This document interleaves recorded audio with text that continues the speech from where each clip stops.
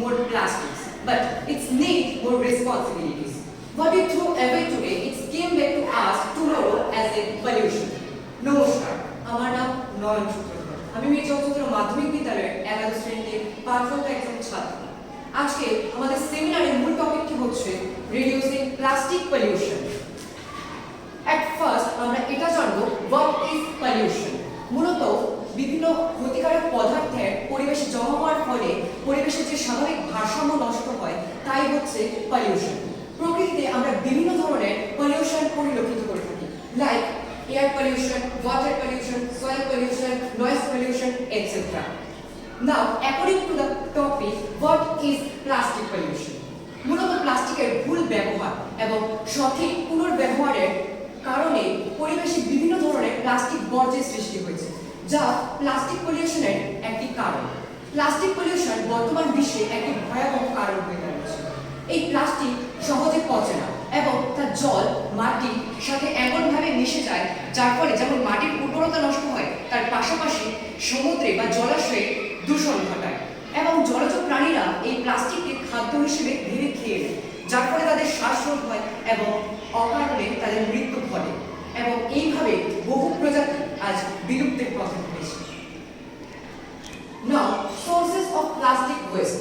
Personal protective equipment বা PPE এর বেশিরভাগ অংশগুলি প্লাস্টিকজাত দ্রব্যের মাধ্যমে তৈরি, যা সহজে পচে না এবং শত শত বছর এই পরিবেশের মধ্যে থেকে যায় অপচনশীল হিসেবে।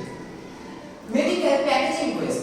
মেডিকেল প্যাকেজিং ওয়েস্ট বা চিকিৎসা ক্ষেত্রে বিভিন্ন বর্জ্য, মূলত ঔষধ, সিরিঞ্জ, স্যালাইন, মাস্ক প্রভৃতি ক্ষেত্রেও যে দ্রব্যাদি রয়েছে তা প্লাস্টিকের মাধ্যমে তৈরি করা হয়েছে। Panic by. প্যানিক বাই মূলত যেখানে মানুষ তার ভয়ের কারণে বা অনিশ্চয়তার কারণে অকারণে অপ্রয়োজনে বেশি দ্রব্য ক্রয় করে, যার ফলে যেমন দূষণ ঘটে তেমনি তার অপ্রয়োজনে জিনিস কেনার মাধ্যমে তার টাকারও ক্ষতি হয়। তাছাড়া food packaging West, change of consumer behaviour, single use of plastic bags প্রভৃতি প্লাস্টিক দূষণের একটা ভয়াবহ কারণ হয়ে দাঁড়িয়েছে বর্তমান বিশ্বে। তাছাড়া সমুদ্রের পৃষ্ঠেও আমাদের বিভিন্ন ধরনের ফেলা প্লাস্টিক বর্জ্যের কারণে তা দূষিত হচ্ছে। Now, what we can do? The fibers of recycling পদ্ধতির মাধ্যমে আমরা প্লাস্টিক দূষণ অনেকটাই কমাতে পারি। রিডিউস অর্থাৎ অপ্রয়োজনে প্লাস্টিক ব্যবহার না করা। রিডিউস অর্থাৎ আমাদের দৈনন্দিন জীবনে যতটা সম্ভব ঠিক তার বেশি প্লাস্টিক যেন আমরা ব্যবহার না করি। রিইউজ অর্থাৎ একবার ব্যবহারযোগ্য প্লাস্টিককে আমরা পুনরায় ব্যবহার করতে পারি। রিপেয়ার ভাঙা বা নষ্ট প্লাস্টিককে ফেলে না দিয়ে আমাদের দেখতে হবে তা দিয়ে আমরা কিভাবে পুনরায় নতুন জিনিস তৈরি করতে পারি। রিসাইকেল। রিসাইকেল পদ্ধতির মাধ্যমে প্লাস্টিকগুলিকে সঠিকভাবে নির্বাচন করা এবং তা থেকে নতুন ব্যবহারযোগ্য জিনিস তৈরি করা। দৈনন্দিন জীবনে আমরা বিভিন্ন ধরনের পদক্ষেপ গ্রহণের মাধ্যমে প্লাস্টিকের দূষণ কমাতে পারি, যেমন ব্রিং ইউর ওন ব্যাগ অর্থাৎ নিজস্ব ব্যাগ গ্রহণের মাধ্যমে আমরা প্লাস্টিক দূষণ কমাতে পারি।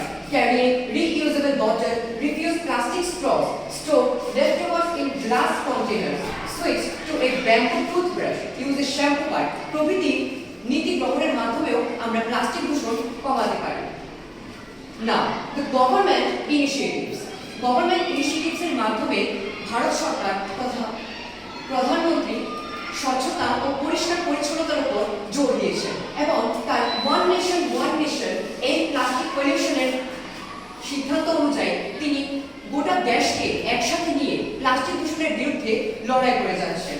এমনকি তারই এক অঙ্গ হিসেবে আমাদের বিদ্যালয়েও বিভিন্ন ক্ষেত্রে প্লাস্টিক দূষণ কমানোর জন্য বিভিন্ন উদ্যোগ নেওয়া হয়েছে এবং এটি এমন বার্তা প্রেরণ করে যে আমাদের তরুণ বা যুব সমাজকে এখন থেকে অঙ্গীকার হওয়া দরকার যে আমরা কোনো রকম দূষণ বা অপরিচ্ছন্নতার ক্ষেত্রে